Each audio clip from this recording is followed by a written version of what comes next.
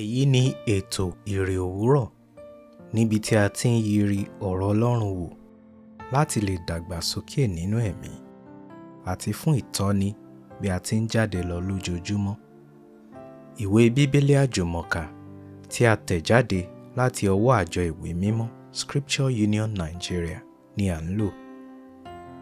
Bíbélì kíkà wa ní òwúrọ̀ yìí ni a ó rí nínú ìwé Jòhánù orí 7 ẹsẹ̀ 14 títí dé 24. Ó kà báyìí: Nígbà tí àjọ dé àárín, Jésù gòkè lọ sí tẹ́ḿpìlì, ó sì ń kọ́ni.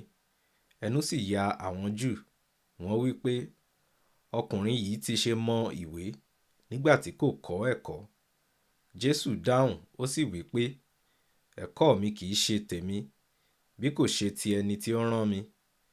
Bí ẹnikẹ́ni bá fẹ́ láti ṣe ìfẹ́ rẹ̀, yóò mọ̀ ní ti ẹ̀kọ́ náà, bí ìbá ṣe ti Ọlọ́run, tàbí bí èmi bá ń sọ ti ara mi. Ẹni tí ń sọ ti ara rẹ̀ ń wá ògo ara rẹ̀, ṣùgbọ́n ẹni tí ń wá ògo ẹni tí ó rán, òun ni olótìítọ́, kò sì sí àìṣòdodo nínú rẹ̀. Mósè kò ha fi òfin fún yín? Kò sí ẹnikẹ́ni nínú yín tí ó pa òfin náà mọ́. Èéṣe tí ẹ̀yin fi ń wá ọ̀nà láti pa mí?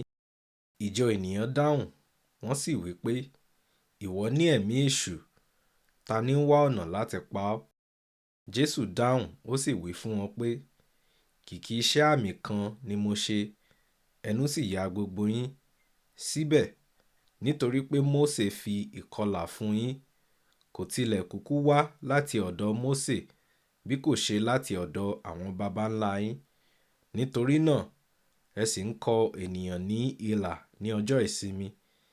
Bí ènìyàn bá ń gba ìkọlà ní ọjọ́ ìsinmi, kí a má bàa rú òfin Mósè, ẹ á ti ṣe ń bínú sí mi nítorí mo mú ènìyàn kan lára dá ní ọjọ́ ìsinmi. Ẹ má ṣe ìdájọ́ nípa ti ara, ṣùgbọ́n ẹ máa ṣe ìdájọ́ òdodo. Ìdájọ́ òdodo. Ní ọ̀pọ̀ ìgbà ni ẹran ara máa ń ti ènìyàn láti ṣe ìdájọ́ nípa òde ara. Gbólóhùn kan sọ pé, a gbọ́ ẹjọ́ ẹnìkan dáre àgbà òṣìkà. Ó yẹ kí a rí ohun gbogbo dájú kí a tó ṣe ìdájọ́. Fún ẹlòmíràn, ẹjọ́ ẹni tí ó bá kọ́kọ́ ro ẹjọ́ ló jàre, láì ṣe ìwádìí ohun tí apá kejì ní sọ. Ṣe àkíyèsí ìkìlọ̀ Jésù. Nínú ìlépa wa lójoojúmọ́, wíwá ògo Ọlọ́run ṣe pàtàkì. Èyí ni ó jẹ́ ìtẹ́wọ́gbà níwájú Ọlọ́run. Ẹsẹ̀ 18.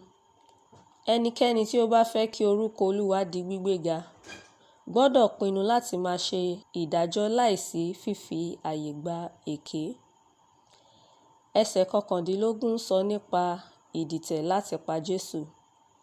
Irú ipa wo ni o máa ń kó láàrin ẹgbẹ́ àti ọgbà, nínú ìjọ tàbí ní àwùjọ? Sá fún ọ̀tẹ̀ dídì kí o sì dúró lórí ìdájọ́ òdodo. Àdúrà: ràn mí lọ́wọ́ Olúwa láti lè dúró fún òtítọ́ nínú ohun gbogbo. Àmín.